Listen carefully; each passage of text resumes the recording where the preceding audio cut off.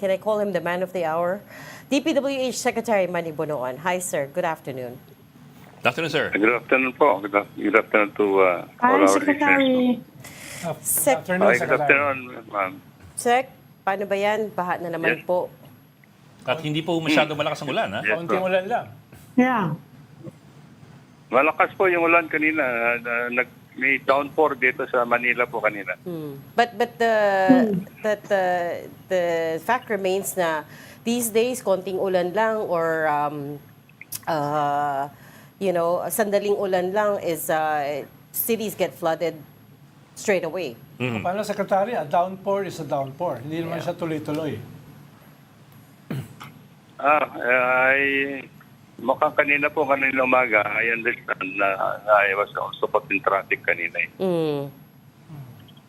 I understand dito sa may City Hall po kanina, I think the problem is nagkaroon ho ng nagkasabay yung high tide and the pumps, yung pumping stations were not able to cope up with the flood waters na i-pump out kasi na-submerged din po yung outlet.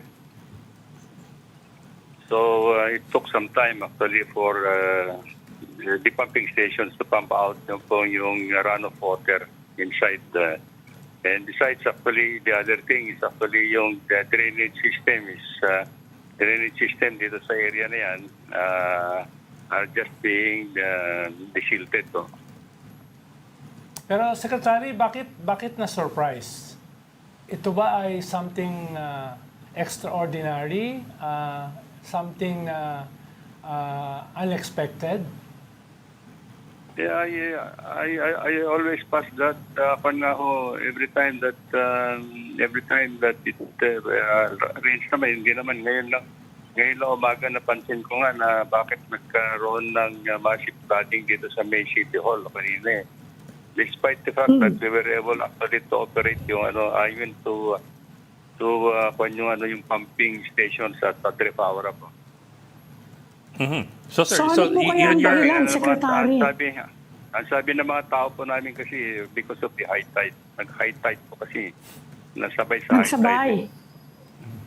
Yes po. Pero, Secretary, balita ko noon, may mga nabarahan daw doon along Rojas Boulevard na yung labasan ng tubig.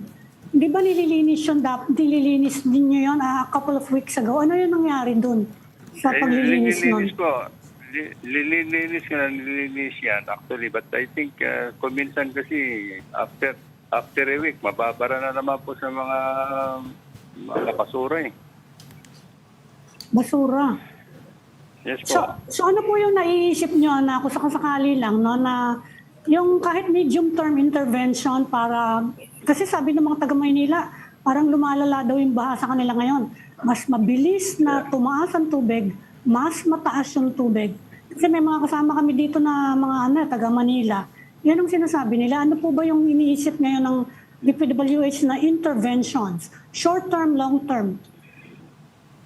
Kami po, actually sa DPWH, actually tinutulungan po namin ng local governments and Metropolitan Development Authority para doon sa flood management for Metro Manila. And we are actually focusing on the main tributaries dito sa may Pasig River, Pasig Marikina River, San Juan River, Bulacan River. But the internal drainage of Metro Manila, dapat po pinagtutulong-tulungan po natin. Including po yung naman ng mga basura po. I think pagtulong-tulungan po dapat natin lahat. Well, sir, Handa naman po kami, but I think the internal drainage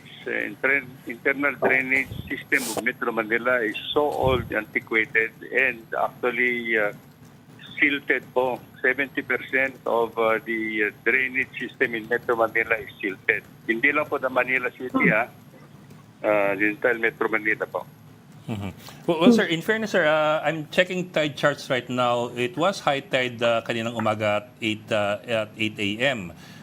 So 8 a.m. po. Opo, yeah, opo. So It started at 8 a.m. and it took some time actually na po.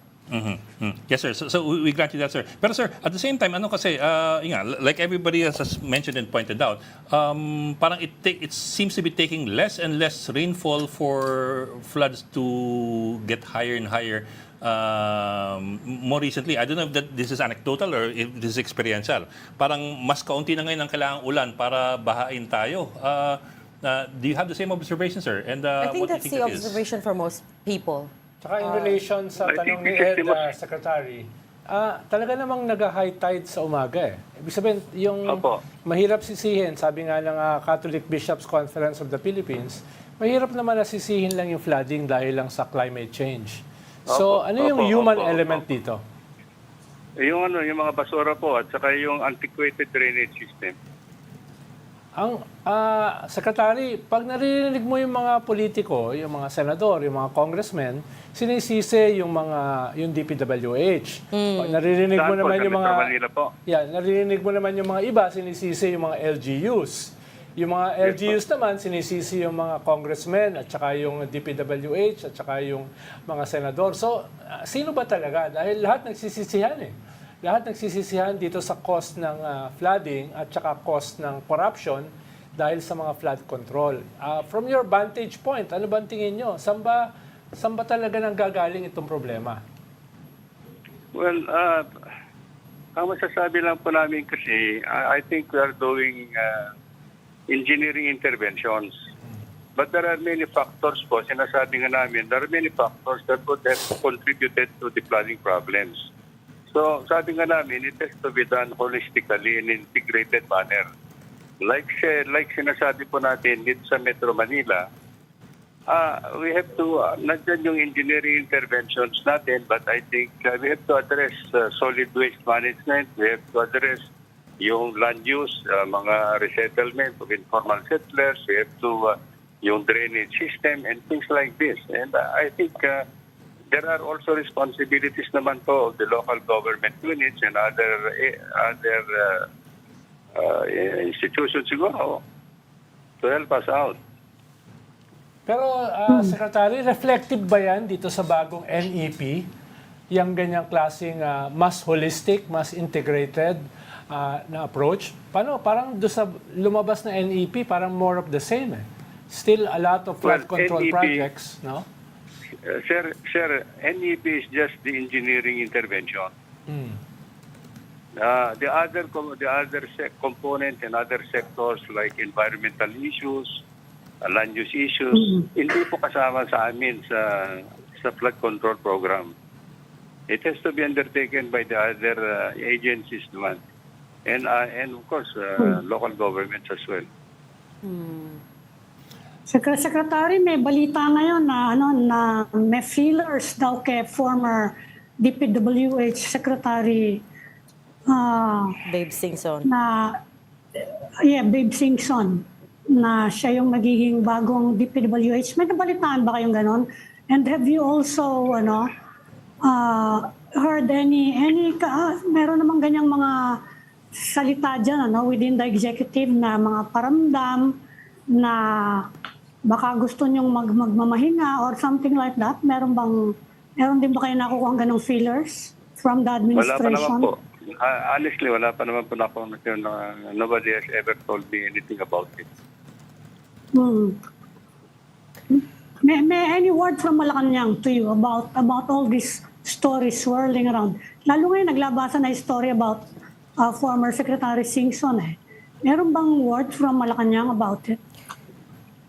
Wala po akong, there's nothing po na that reached me from the Office of the President. Let me take it a point further. I know, Secretary, you've been talking to a lot of our shows, and you've also said you feel you serve at the pleasure of the President, and you feel you still have his trust. Have you spoken to him since Senator Ping Lacson's privileged speech? Privilege speech, yes. No, I think ang kwan po natin dito is the last time I talked to the President was actually on itong last Tuesday or Wednesday. And he told me to accelerate the investigations that we are doing in Bulacan Engineering District po. Accelerate the what, sorry? The investigations that we are doing po. Okay. Were you aware that there were all these anomalies in Bulacan, especially in the 1st District? Yes po. How long have you been aware of that, Secretary? we were made aware when the regional director gave me a confidential status report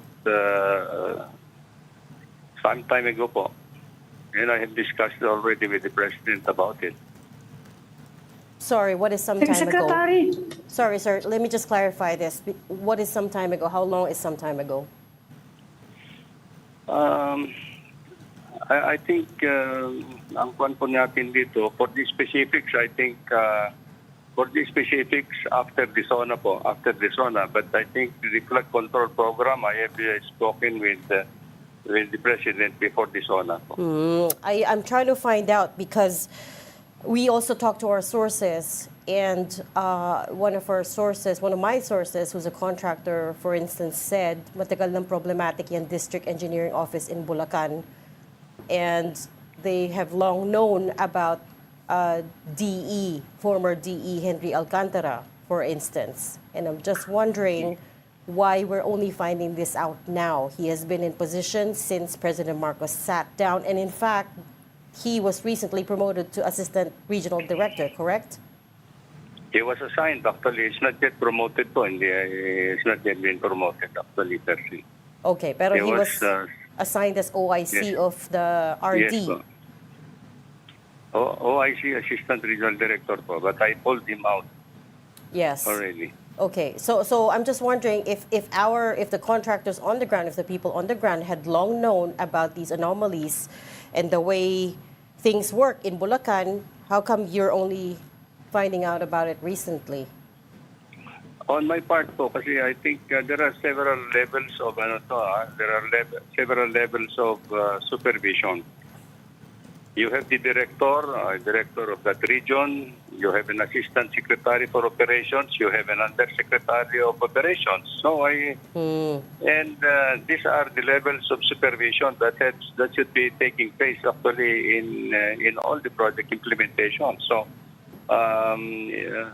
and then we have a monitoring. What do you call The regional monitoring. Yeah, we have a monitoring platform actually, or a computer platform, like a computer monitoring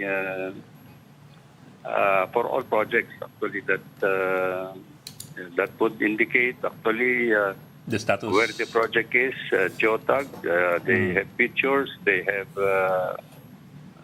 the contractors, the amount when it started and when it is completed. And all this are going into our monitoring data po. Pero paano ito, Secretary? Halimbawa, kailangan pa ba yung Presidente or si Senator Ping Lacson yung makadiskubre ng mga ghost projects? Paano? By its very nature, pag siya ay ghost, ibig sabihin nangyari siya long before. Hindi po na po. I was the one who we were the ones actually to inform the President about the ghost projects. Sir, yung in Bulacan. Yes, sir. Sir, sa nauhan na Oriental Mindoro naman, kasi after the Ping Lacson privilege speech, nagpunta ang tao ng News 5 doon sa nauhan eh. And Yes, wala siyang nakita ayon sa kanya na project at kausap niya yung barangay chairman, wala rin daw project doon and it's been funded na raw twice. So, doon sa local... That is the problem po kasi. It's actually the barangay that they're talking about, the barangay captain that they're talking about. Now I had been given the report. Yung pong sinasabing na post projects in Nauhan hindi ho totoo yan.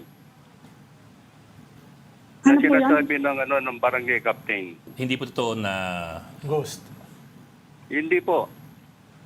I think there was just a little miscommunication where the locations are. Kasi ang sinasabi yata nila, wala silang nakita doon sa may sitio, yung sitio DK na sinasabi nila. But I think it is in barangay Apitong naman po. Barangay Apitong.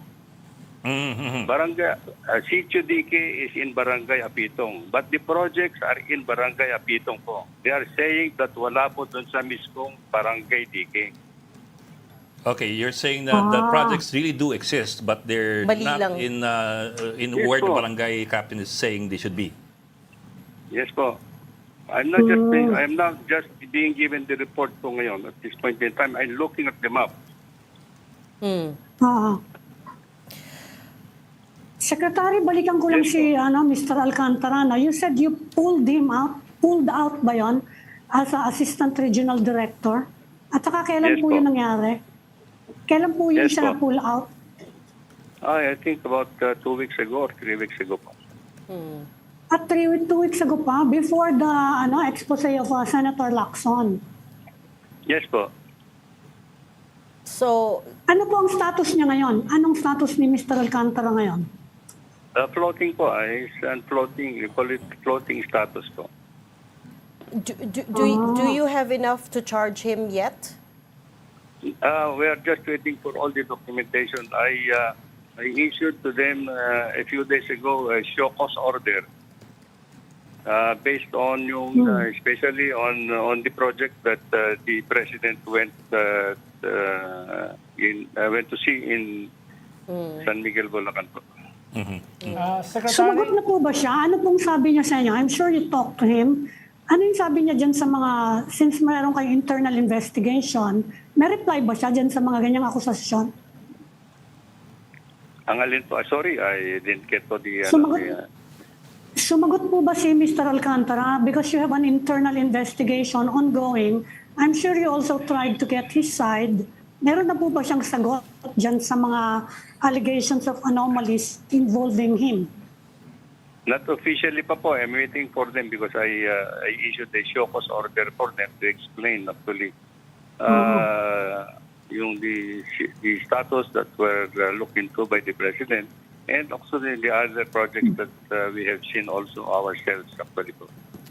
Secretary, doon sa privilege speech po ni Senator Ping Lacson at doon sa mga susunod pa daw niya na mga privilege speeches, ay ang sinasabi niya ay yung mga ghost project ay nangyari hindi lang ngayon. Nangyari siya years before. So meron ba kayong ganong investigasyon na kino-confirm Meron po. itong sinasabi ni Senator Ping Lacson na taon na yung... We are in the process of documenting po lahat nito. Yung report namin to the President about 9,855 completed projects from July of 2022 to May of 2025. Now, this is why I am saying now that yung projects that were completed in 2022 and early 2023 are projects that were started in the previous administration po. Marami rin po ito. These, sorry, just medyo magulo, sorry, Secretary, we're jumping around. But to close the loop on the district engineers, that's the other thing that's coming up as we look into this, no, which is that the district engineers turn out to have a lot of power. They're the ones who decide on the priority projects. They're the ones who sign off on the projects to say completed, kahit na hindi naman pala or it doesn't exist. What are we going to do about it moving forward? Nala lifestyle check. Is it possible to do lifestyle checks on these officials? Well, of course, pwede naman po. Lifestyle checks is just one thing. But I think what's important is to look into actually how they are implementing yung mga projects within their responsibility. I think ang kwan po naman namin dito, when we increased the threshold of the amount of project they should be implementing per project is actually to accelerate implementation of the project. Kasi if sabi nga namin with all the projects that the department is implementing, we are just trying to find a way to implement them more faster and efficiently po sana. Now, what I'm saying po nito kasi, so far naman, we have dispatched actually our people to validate all the completed projects as we reported to the President. And this is the only district engineering offices na meron hong issue na ganito. Only one, sir. Is that what you're saying? Only one? The Bulacan district? Yes po. The Yes, others... I can also tell you that actually in Bulacan, the province of Bulacan has 3 engineering districts. And this is the only engineering district in that province na meron hong issues na ganito. Secretary, napakinggan niyo yung privilege speech ni Senator Lacson, ano? Yes po. Tama ba yung ano niya? Binanggit niya po yung hatian daw sa mga komisyon per project cost. Sabi niya 40% lang daw actually napupunta dun sa actual implementation at mga from 20 to 25% goes to politicians, yung mga project proponents. Hindi bali na sa district engineer, sabi niya mga 8 yun. Tama ba yung ano niya, yung assessment niya? Sa tingin niyo, Well, dahil this is matagal what- na kayo sa DPWH eh. This is what we are trying to document. But ultimately po, ang dapat mananagot lang po dito is actually the contractor. We expect him, whatever is actually ng mga ano nila dito, he has to deliver what is expected of him of the contract that he has signed actually. Sir, balikan ko lang, sir. Sorry, I don't think that's right, sir, because the contractor is there to do the job, but it's DPWH that signs off on the projects. Kaya nga po, yes. To say I that think it's whoever is completed. involved, yes, true. That's true. That's correct. I admit. And I think whoever is actually involved in the issue, kung may issue, should be accountable po. Not only the contractor, I'm sorry, but it's not only the contractor, but even the people in the department who have supervised, implement, signed the documents and everything. They should also be accountable po. Sir, so sir, you're saying, sir, of the 123 engineering districts in the whole country, iisa lamang pala yung may problema? Yes. So far, this is the only district engineering office na meron hong nakapag-report na cost project ko. And are you confident now to say that the others do not have significant issues with regard to ghost projects? So far with regard to ghost projects, wala po akong ibang narinig. In fact, nung narinig ko po na yung meron yung ghost project in Nauhan, I already have it validated, and now I am looking at the report right now and confirming that there is no ghost project in what has been cited po na earlier. So, Secretary, yung SONA speech ni Presidente, yung kanyang PowerPoint presentation afterwards, at yung mga speeches niya after nung presentation are mere exaggeration? Dahil sa pagkakapresenta ng Presidente, parang rampant at saka nationwide yung problema. Talamak yung yung dating. Talamak. So, is that This is what- an exaggeration?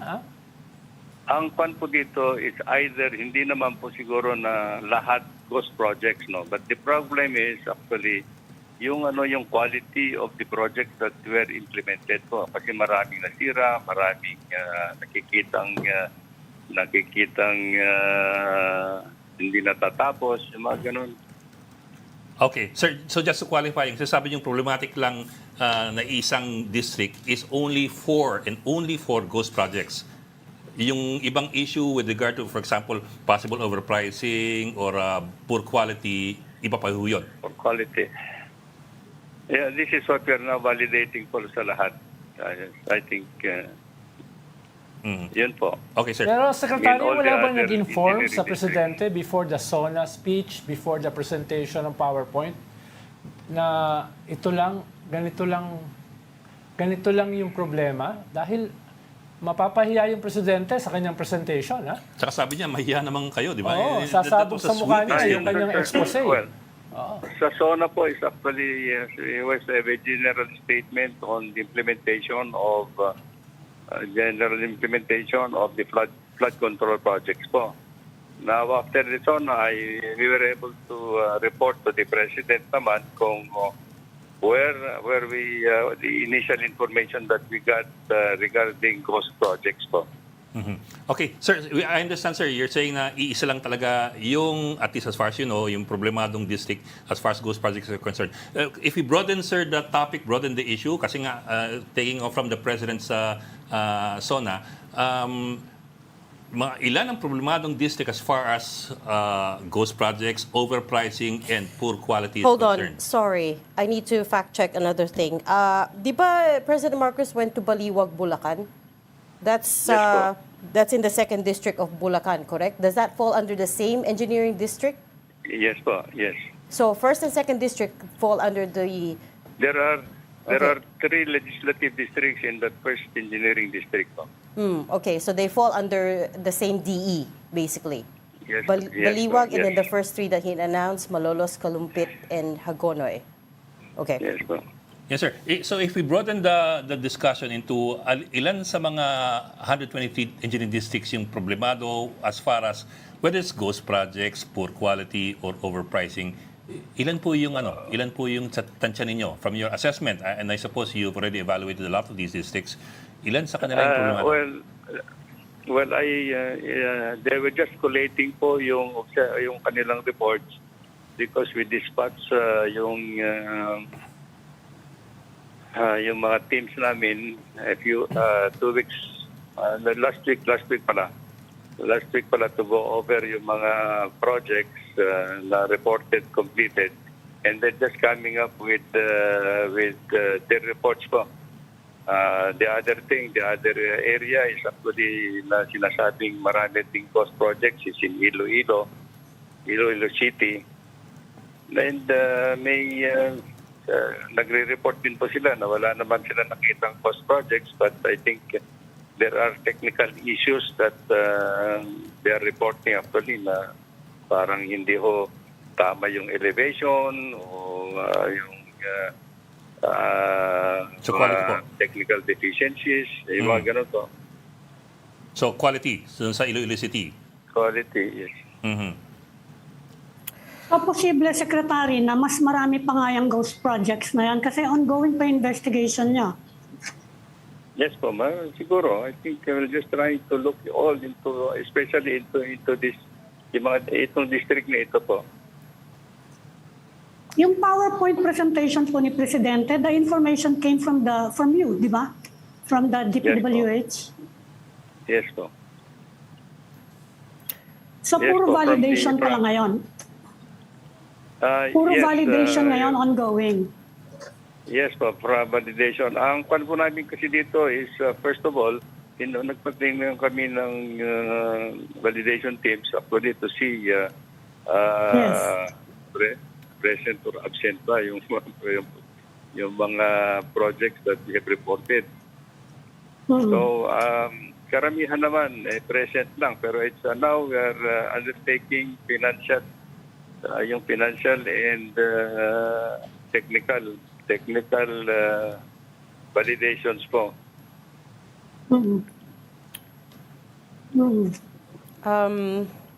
Let's talk about the funding, Sec.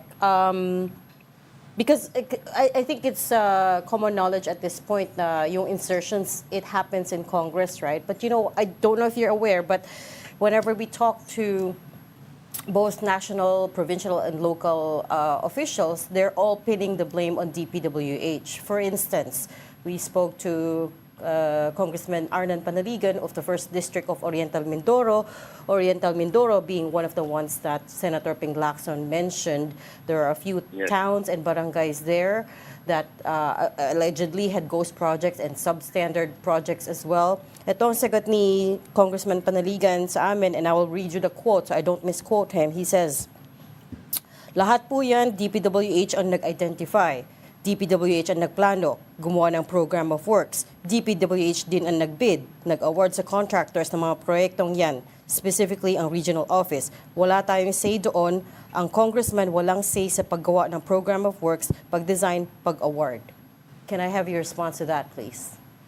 Tama naman po yung niya, except on the identification part of it po. Kasi we don't have any part in the projects that would be added to the budget of the department when they are inserted or added on under the bicameral conference committee and included in the General Appropriations Act po.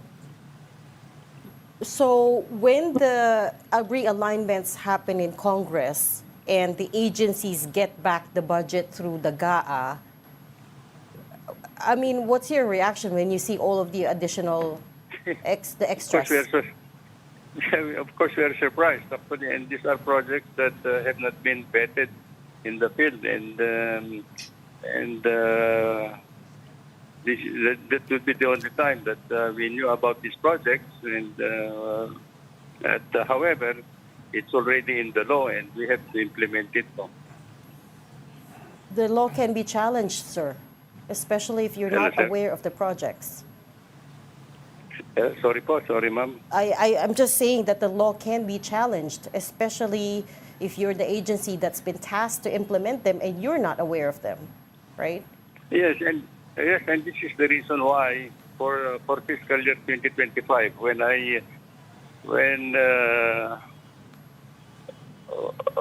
we brought to the attention of the president about the extent of the added projects into the budget of the Department of Public Works and Highways, then he was very concerned about it, and this is the reason why he put on hold all these projects that were inserted actually.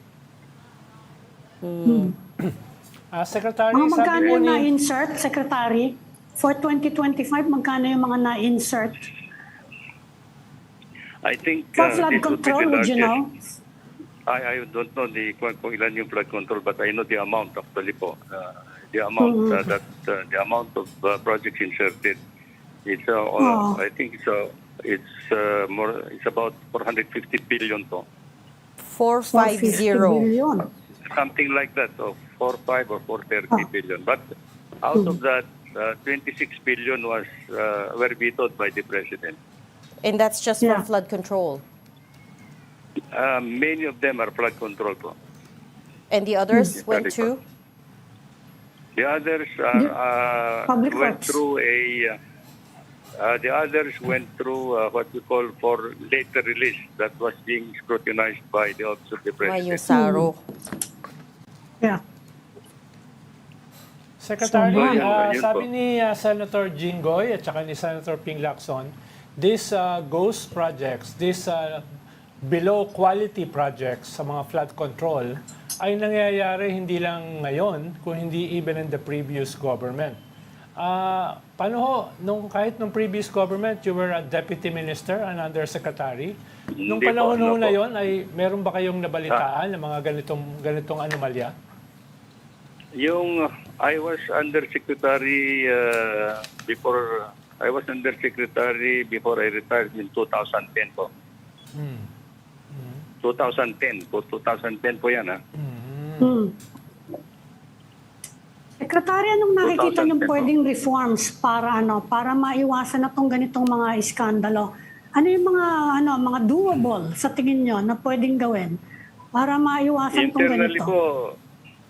internally po, we are going to pursue all the cases to our people who have been involved in this and give them as a lesson to everybody that we will not tolerate this kind of mga kung po dito deserve as a lesson to all other people, to our people in other districts and other regions that we are not going to tolerate this kind of behavior actually in the implementation of projects po.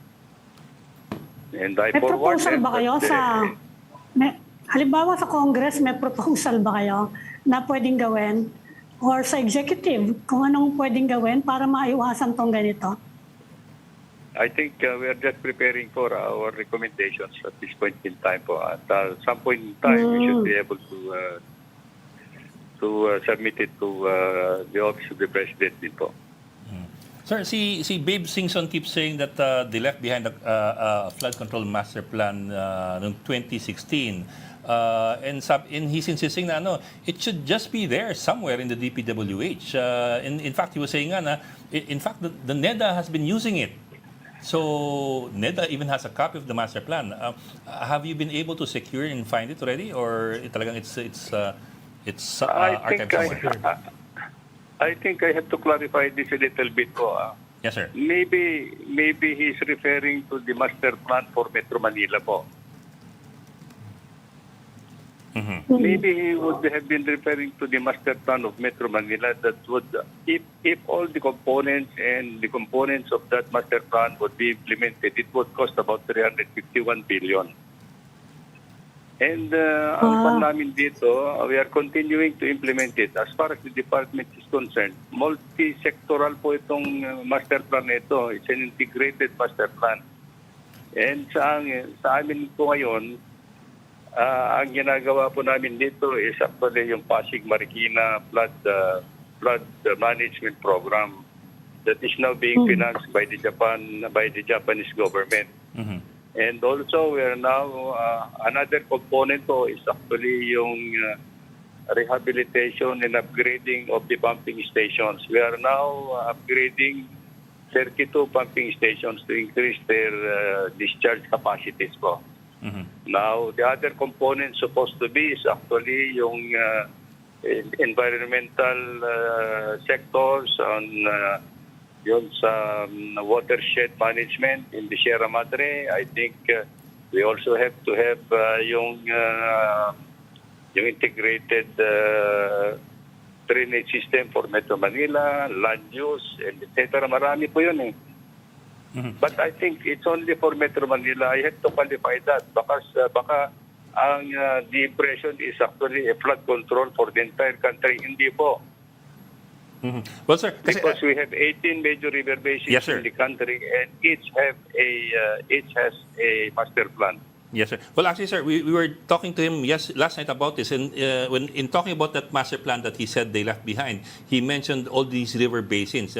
Among them, for example, the Cagayan River Basin, the Pampanga River Basin. So apparently, at least as far as our discussion last night, he was not just limited to Metro Manila. Well, 300 billion. No? Kasi there are 18 major river basins that are actually being updated right now. Yes, po.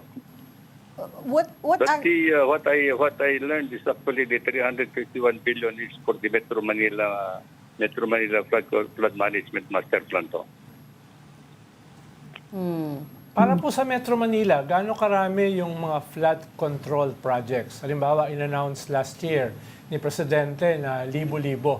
Halimbawa, for Metro Manila, gaano karami? At consistent ba ito doon sa sinasabi nyo na kailangan ng holistic, integrated, well-coordinated flood control project? Dahil parang inconsistent yung sobrang marami doon sa isang holistic at saka integrated, at least for Metro Manila.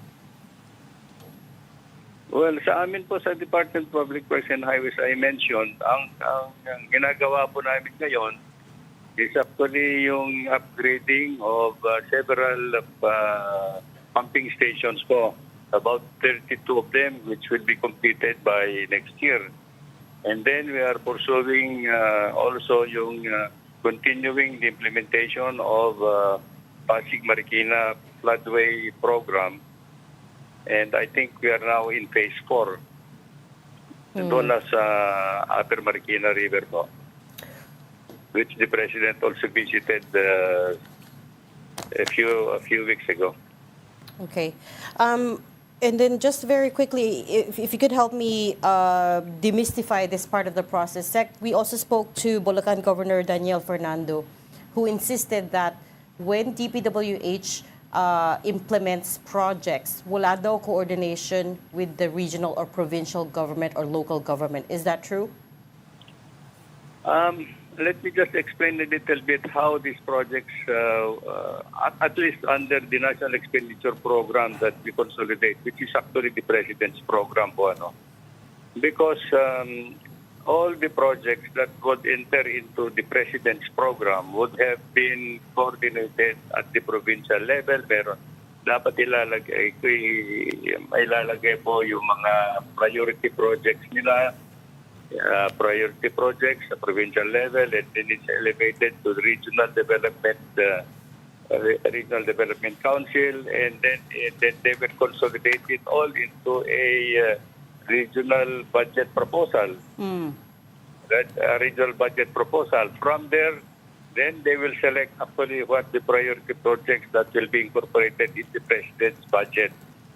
So that is the level of coordination that I understand is going on. When we when the president's budget is consolidated po. But on the ground, when it's time to implement the project, when the contractors have to go to the site and start building or dredging or desilting or whatever it is, it's possible na hindi alam ng local governors or mayors? Ganito po kasi I think marami naman ko sila ng mga barangay captains that mga barangay captains that are being nagpapaalam naman sila dun sa mga barangay captains where the projects would be implemented to. They would know, and I think they should be the one also to report to their mayors or governors naman po siguro pagka ano. Because so far, of all the governors and mayors that we've spoken to, they've all said they don't know when they're not in coordination with the DPWH now when you implement projects. So it's hard to try to follow this trail. But anyways, we'll leave that there for now. Thank you so much for talking to us candidly. I know it's a difficult time for you, but thanks for your time. DPWH Secretary Manuel Bonoan. Thank you for the opportunity. Maraming salamat, sir. Thank you, sir. Thank you, Secretary.